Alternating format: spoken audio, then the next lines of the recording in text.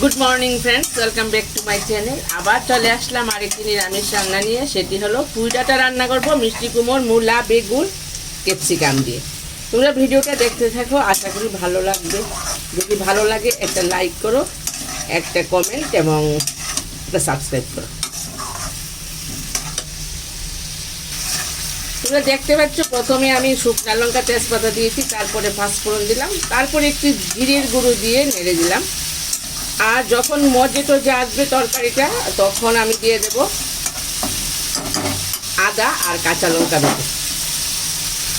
এই যে এখন দিয়ে দেব পুঁই ডাঁটাগুলো ধুয়ে দিয়ে ফ্রেশ করে রেখেছি। একটু জল সহই দিয়ে দিলাম, কারণ সিদ্ধ হতে বেশ কিছুটা সময় লাগবে এবং একটু জলও লাগবে।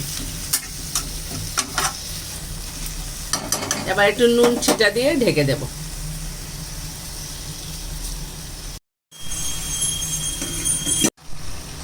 এবার দিয়ে দিলাম একটু হলুদ আর একটু লাল লঙ্কা, একটু কালারটা ভালো হবে।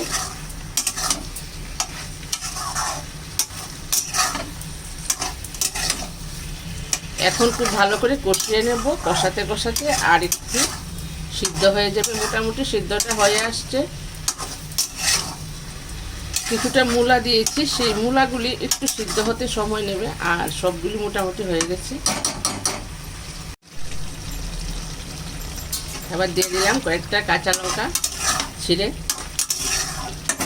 এখন একটু চিনি দিয়ে দেব। রান্নাটা প্রায় হয়ে আসছে।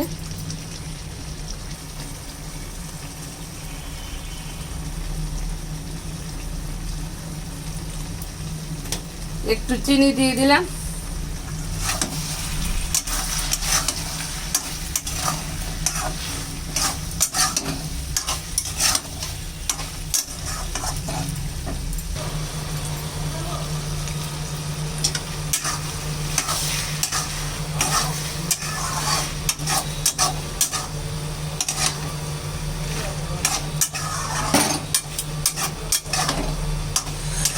রান্নাটা কমপ্লিট হয়ে গেছে। বাই।